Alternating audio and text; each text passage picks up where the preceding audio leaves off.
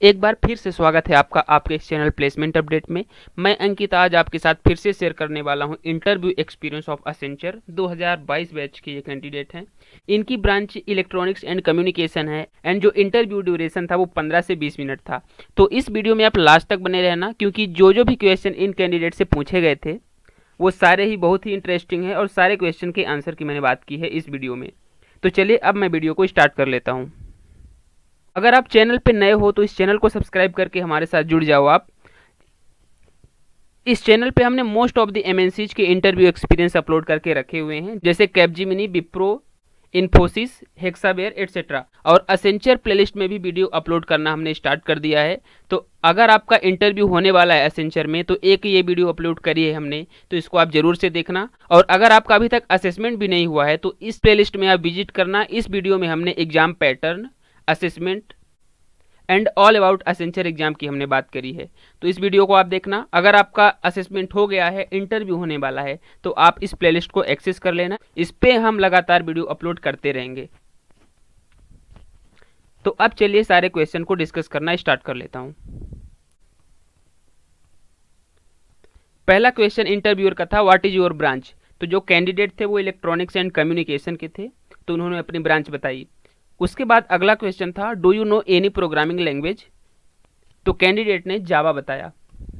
उसके बाद अगला क्वेश्चन था, what is your most and least favourite subject in academics and why.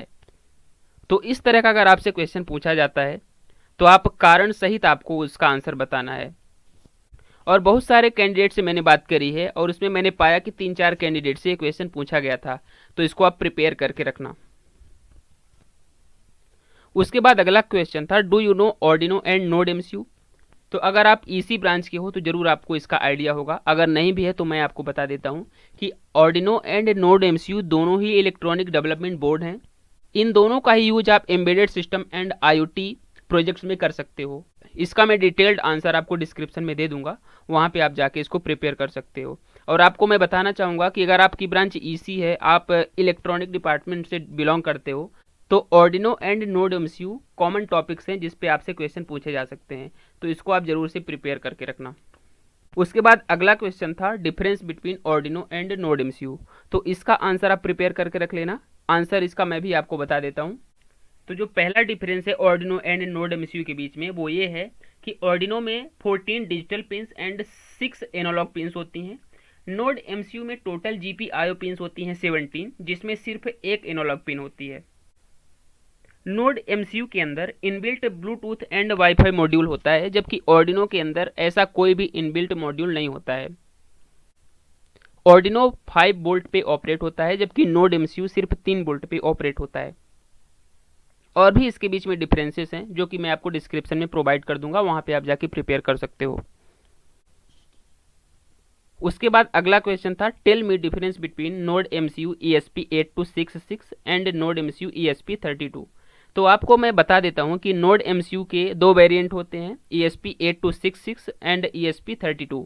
तो जो ESP 8266 है इसमें सिर्फ इनबिल्ट वाईफाई मॉड्यूल होता है, जबकि ESP 32 में inbuilt wifi as well as bluetooth module भी होता है।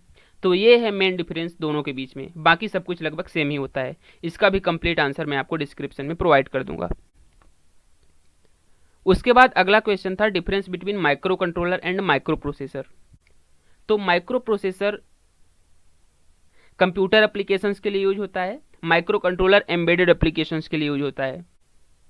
माइक्रो प्रोसेसर का साइज लार्ज होता है और ये ज़्यादा पावर कंज्यूम करता है, जबकि माइक्रो कंट्रोलर का साइज स्मॉल होता है और ये लो पावर पे ऑपरेट होता है।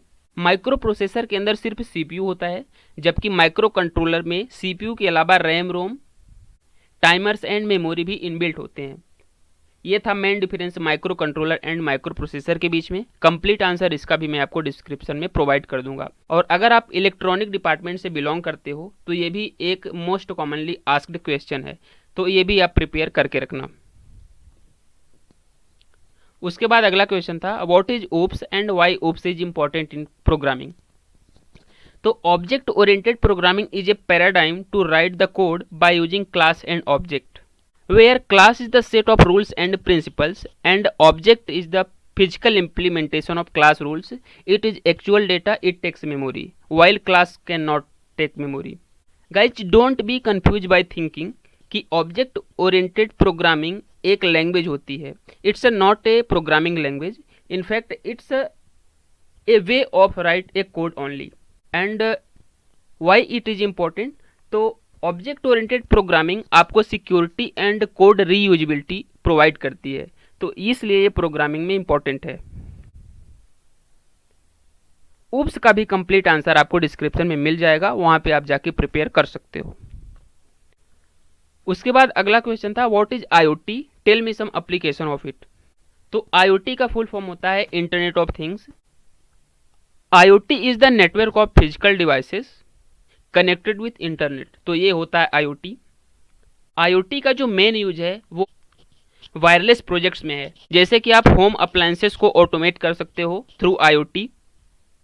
सिक्योरिटी डिवाइसेस में इसका एप्लीकेशन है. बहुत सारे आप सिक्योरिटी डिवाइसेस बना सकते हो, जैसे thief notification system and much more things.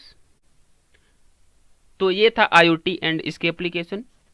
इसका कंप्लीट आंसर आपको डिस्क्रिप्शन में मिल जाएगा. अगला क्वेश्चन आपसे डिस्कस कर लेता हूं मैं. Tell me about your internships if any in your college time.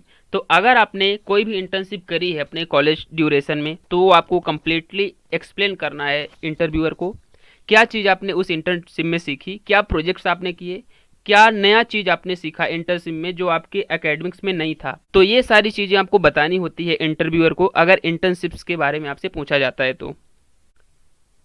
और आप भी इस बात को जानते ही हो कि सर्टिफिकेशन कोर्सेस एंड इंटर्नशिप्स कितनी ज़्यादा मैटर करती हैं आपको इंटरव्यूज में. ये बहुत अच्छा इम्पैक्ट डालती हैं इंटरव्यूअर पे. और अगर आप ये 2-3 चीज़ों को सही से एक्सप्लेन करते हो तो आपके सिलेक्शन के चांसेस काफ़ी ज़्यादा बढ़ जाते हैं. अगला क्वेश्चन था वाई एसेंचर. तो आपको मैंने पिछले वीडियो में भी बताया था कि अगर आप किसी भी कंपनी का इंटरव्यू देने जा रहे हो तो उसके बारे में आप कंप्लीट डिटेल्स गैदर करके रख लो, जैसे कंपनी करती क्या है, क्या टेक्नोलॉजी यूज करती है, उसके क्लाइंट्स कौन कौन से हैं, और भी नई चीज़ें क्या है उस कंपनी के अबाउट. और जो भी अच्छी बातें हैं वो आपको बताना है अगर आपसे पूछा जाता है कि वाई दिस कंपनी. उसके बाद अगला क्वेश्चन था व्हाट आर योर हॉबीज. तो कैंडिडेट ने प्लेइंग क्रिकेट बताई अपनी हॉबी. उसके बाद इंटरव्यूअर का क्वेश्चन था suppose you are batting in death overs and you have 1 wicket in hand, then what type of batting strategy you will choose. तो आपको मैंने पहले भी कई वीडियो में बताया है कि जो भी अगर आपको आपकी हॉबीज के बारे में पूछा जाता है तो डेफिनेटली उससे क्रॉस क्वेश्चंस भी होंगे, तो उसके लिए भी आप प्रिपेयर रहो. अगर क्रिकेट खेलना आपकी भी हॉबी है तो इस तरह के क्वेश्चंस के लिए आप तैयार रहना, आपसे जरूर पूछे जा सकते हैं. तो ये थे सारे क्वेश्चन जो इन कैंडिडेट से पूछे गए थे. आई होप कि आपको ये सारे क्वेश्चन से हेल्पफुल रहे होंगे. आपको मैं बता दूं कि असेंचर इसी तरह के कुछ क्वेश्चंस पूछती है, तो आपको ज़्यादा टेंशन लेने की कोई भी ज़रूरत नहीं है. आपको अगर थोड़ी भी टेक्निकल चीज़ें आती हैं तो इट्स ओके, बट उसको आप सही से एक्सप्लेन करो और अपना कम्युनिकेशन एंड कॉन्फिडेंस लेवल बहुत अच्छा रखो. ये आपके लिए काफ़ी ज़्यादा हेल्पफुल रहेगा इंटरव्यूज में. तो अगर आपको ये वीडियो पसंद आई है तो इसको लाइक करके चैनल को भी सब्सक्राइब जरूर करना. Thank you.